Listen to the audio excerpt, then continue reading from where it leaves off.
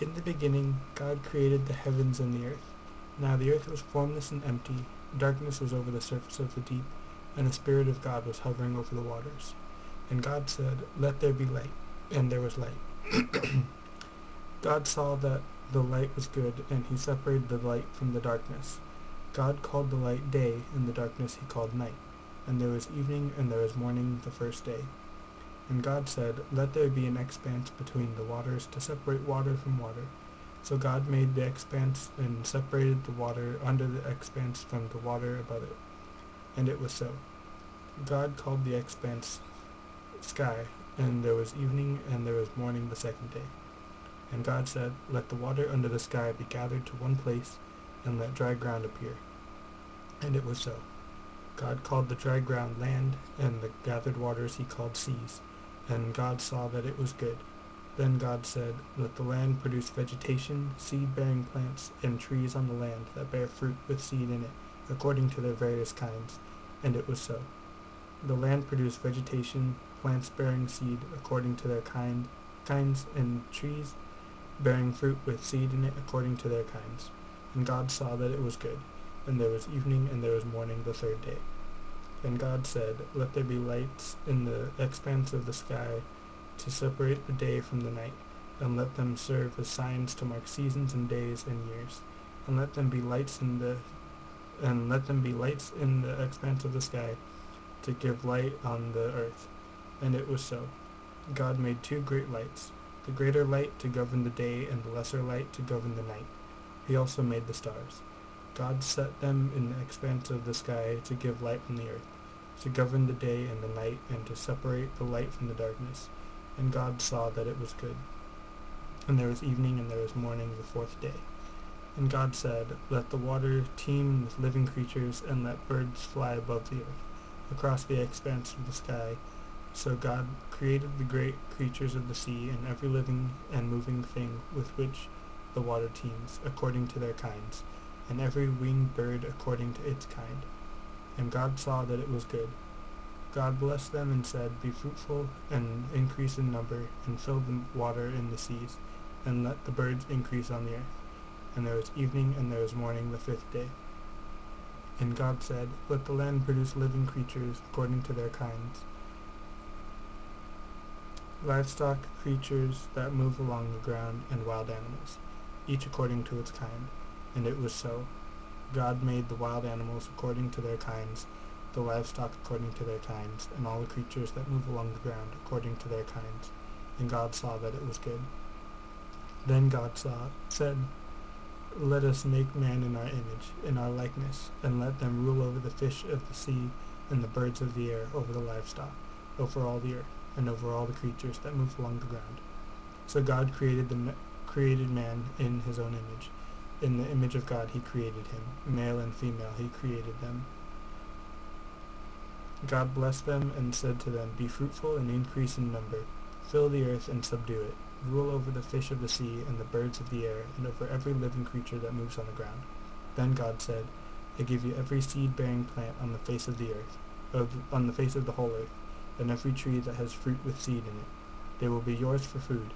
And to all the beasts of the earth, and all the birds of the air, and all the creatures that move on the ground, everything that has the breath of life in it, I give every green plant for food." And it was so. God saw all that he had made, and it was very good. And there was evening, and there was morning the sixth day. Thus the heavens and the earth were completed in all their vast array. By the seventh day God had finished the work he had been doing, so on the seventh day he rested from all his work.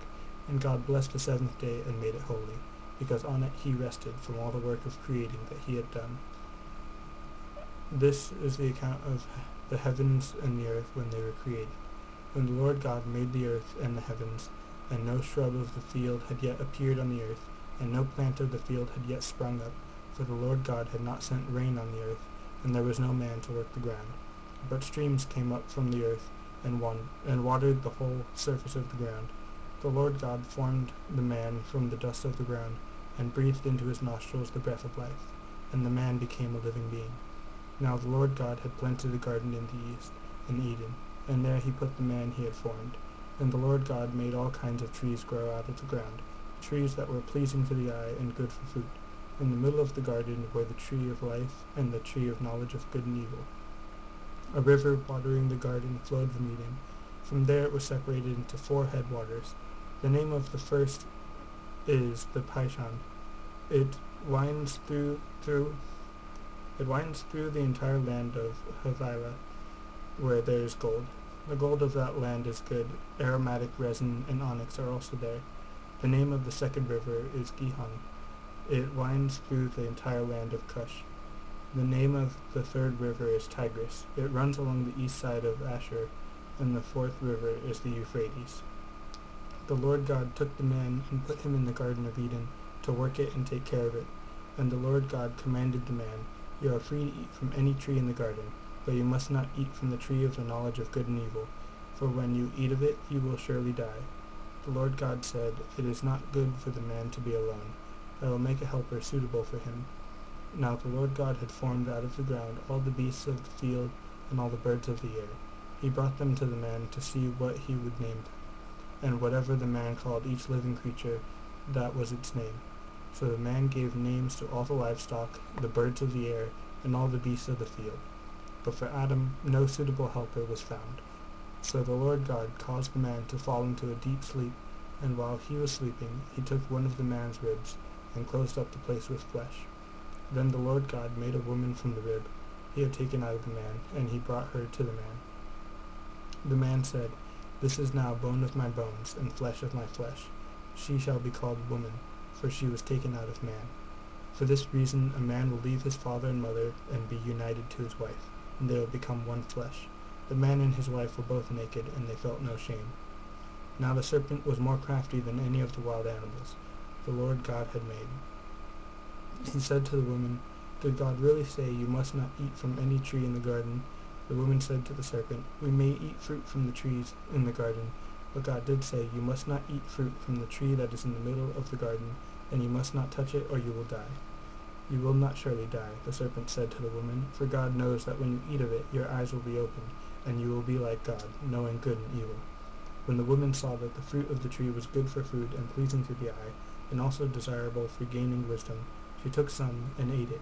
She also gave some to her husband, who was with her, and he ate it. Then the eyes of both of them were opened, and they realized they were naked. So they sewed fig leaves together and made coverings for themselves. Then the man and his wife heard the sound of the Lord God as he was walking in the garden in the cool of the day, and they hid from the Lord God among the trees of the garden. But the Lord God called to the man, "Where are you?" He answered, I heard you in the garden, and I was afraid because I was naked, so I hid." And he said, "Who told you that you were naked? Have you eaten from the tree that I commanded you not to eat from?" The man said, "The woman you put here with me, she gave me some fruit from the tree, and I ate it." Then the Lord God said to the woman, "What is this you have done?" The woman said, "The serpent deceived me, and I ate." So the Lord God said to the serpent, "Because you have done this, cursed are you above all the livestock and all the wild animals. You will crawl on your belly, and you will eat dust all the days of your life. And I will put enmity between you and the woman, and between your offspring and hers. He will crush your head, and you will strike his heel." To the woman he said, "I will greatly increase your pains in childbearing. With pain you will give birth to children. Your desire will be for your husband, and he will rule over you." To Adam he said, "Because you listened to your wife and ate from the tree about which I commanded you, you must not eat of it. Cursed is the ground because of you. Through painful toil you will eat of it all the days of your life.